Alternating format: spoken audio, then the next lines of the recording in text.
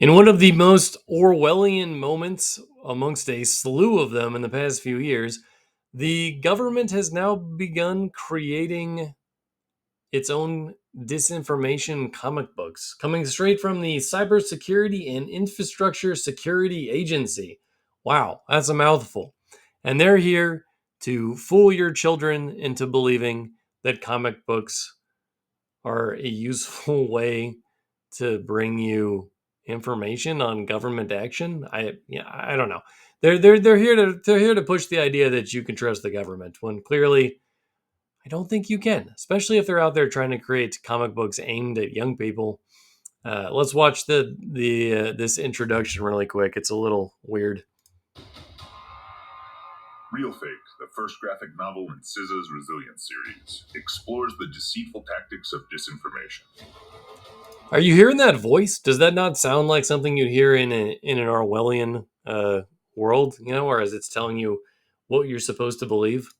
Follow protagonists Rachel and Andre as they travel the world and expose a vast network, manipulating content and pushing American voters to the brink.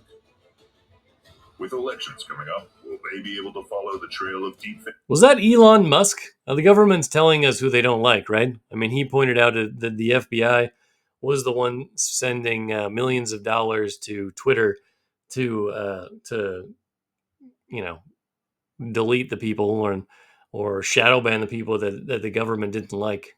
Fakes and synthetic media, and stop the real assailants from causing chaos, confusion, and division. I'm pretty sure that's government. I'm pretty sure that's government trying to create division between Americans so they can gain more control.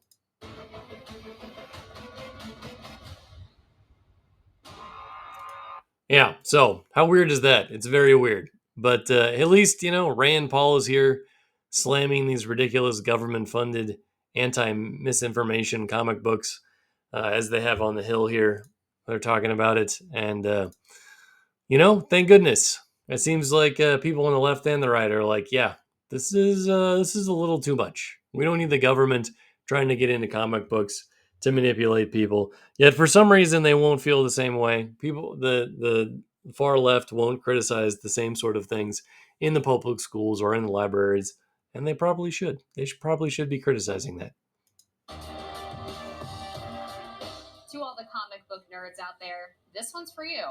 The federal government is trying out a new approach when it comes to rooting out disinformation. Comic books.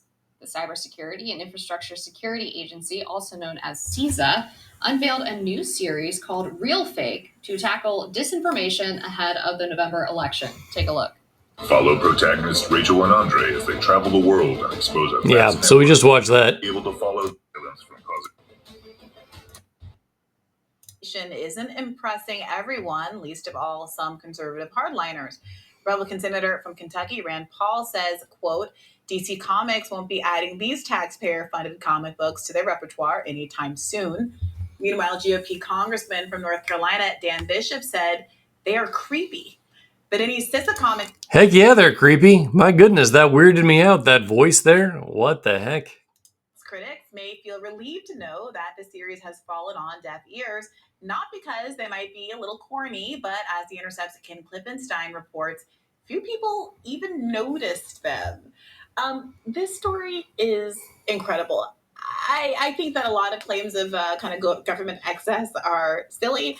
This one is spot on, largely because it is ineffective. And one of the critics of it in the Klippenstein piece in The Intercept, which I encourage folks to read, one of the critiques is that there's not enough of a gap between this as a propaganda piece and the propaganda it's supposed to be teaching people about. It's straight up propaganda. There is no question. This is outright propaganda. They're becoming more and more confident. The government doesn't care. They're definitely going and trying to manipulate your children.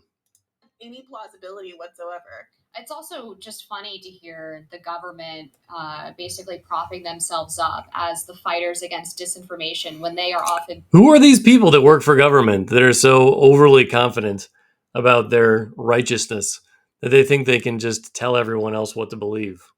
The worst purveyors of it, right? I mean, You have the FBI open an entire investigation based on Russian misinformation into the former president and used it to obtain FISA warrants to spy on members of his campaign and then continue to investigate him 3 years into his first term in office.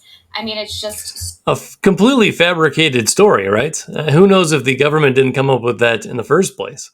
The Russia did spend some money on Facebook, but there was no relation to the Trump campaign. They investigated that for multiple years and found nothing. So the irony is so rich, it's infuriating, actually. I mean, one thing this notes is that apparently some thought went into this and the use of comics as a medium because they're a lot more popular than I understood them to be.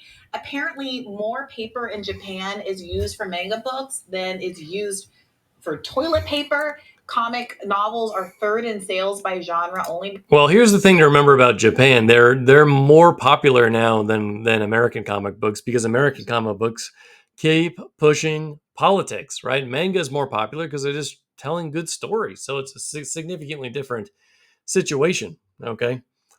But yeah, it's a little ridiculous. So stay away from resilience series comic books. We don't want to go anywhere near that. Don't let young people go anywhere near it, or tell them about it and tell them how ridiculous it is, so that they can actually can find and spot propaganda, because this is it right here. Resilience series, that is the Orwellian nonsense that Americans want to avoid.